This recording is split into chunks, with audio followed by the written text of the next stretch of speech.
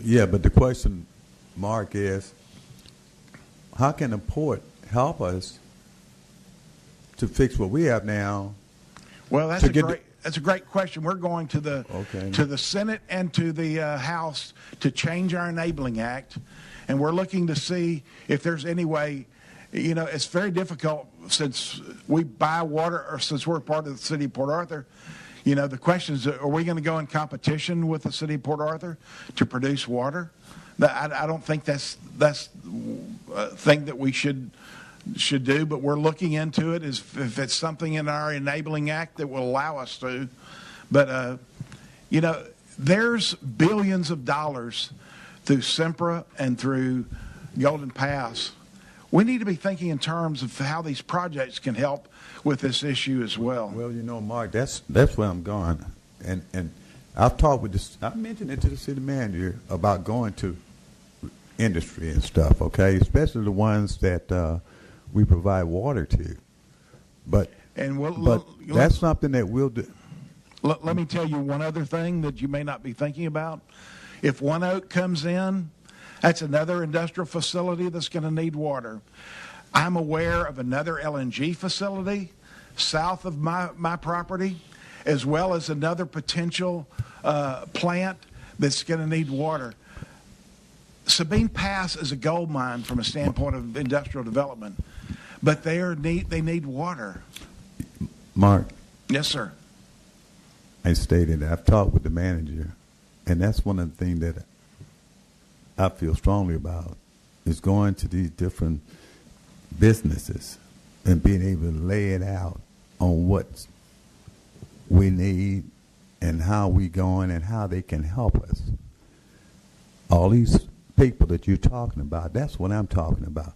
But I'm not talking about them because that's what we want to do to them. But you work with the port, and you seem to have a pretty good grasp on it. You have a plan for the future in having an alternative.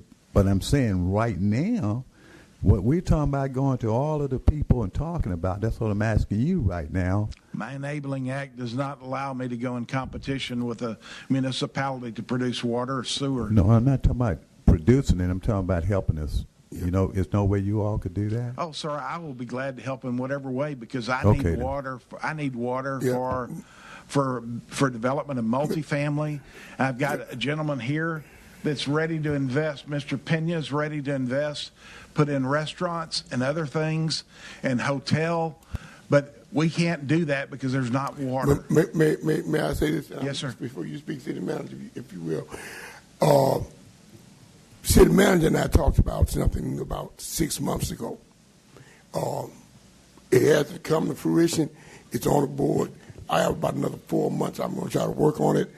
But the presidential administration changed, and so the government is changing from top to really to us, all the way down to states and localities or local governments. What I'd like to do, along with a conversation with the city manager, is to actually construct an entire water system, if you will, for Sabine Pass. Yes, sir. So like we have the water, what do we call it? Our water system on 73. Well,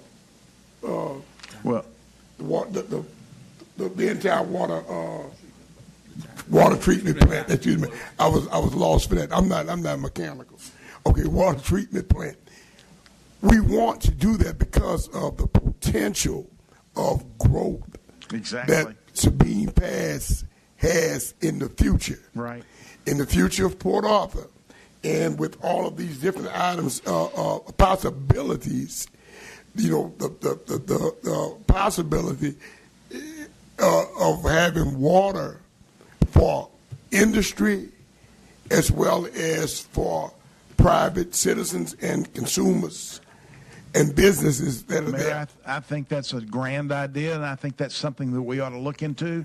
We ought to think in terms of how we can sell it to ships and make it something profitable to pay for itself. Yeah, well, it's something that at this point it's an idea, and it's an idea that the city manager and I talked about.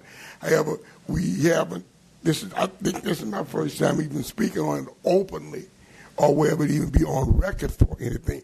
But that consideration for a water treatment plant solely for Sabine Pass. Yes, sir. Because of the industry that's there and even the potential growth of the population out there. And the Port Authority has bonding capacity, but we have to have legally, we have to be able to be, it has to comply with the water code or the enabling act for us to be able to do it. So well, maybe that's something that Mr. City Manager, I know we can begin the initial process of looking into. However, as we do that, I know that citizens out there who can't get water to shower, who can't get water to flush their commodes. Right. We need to do something about those situations. And what I believe, again, and a lot of times no one wants to face this one, the infrastructure all over the city of Port Arthur is just about 100 years old. Some of it is over 100 years old. Yes.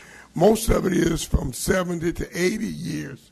And it has, Calvin is here for sewer.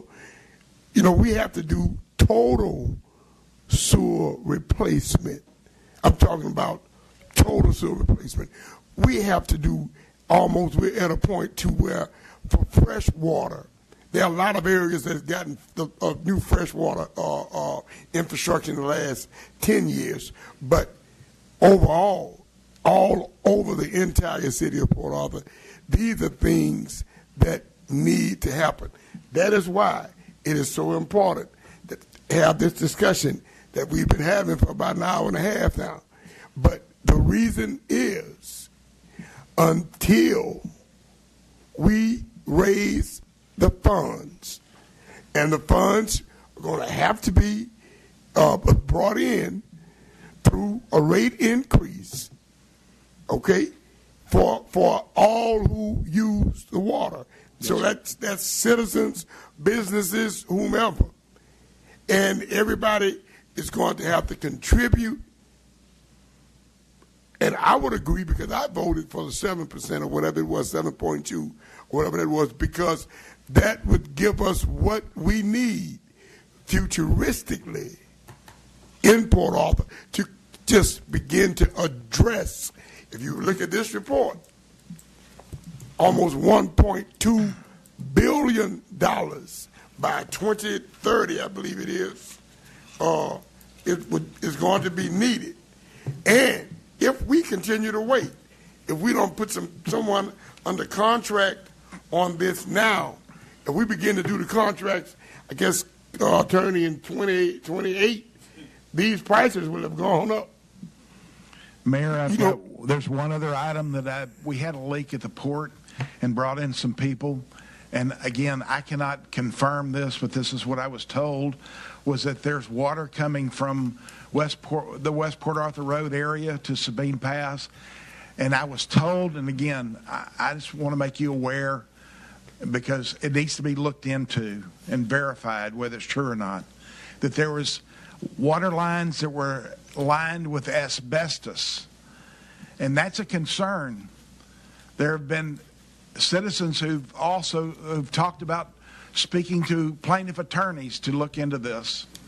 And so we have cancer in Sabine Pass. And if these lines, and again, I'm saying this, something that the city of Port Arthur needs to look at. If those lines are lined with asbestos, something needs to be verified, because it could be in your best interest to check it out. Well, if that is the case, our administration actually here, those who are dealing with the water situation here, will know. And if that is the case, TCEQ and they would all be aware of that variance, I would call it. I don't want to say, but it's something that 30 or 40 years ago it was legal to use that type of piping.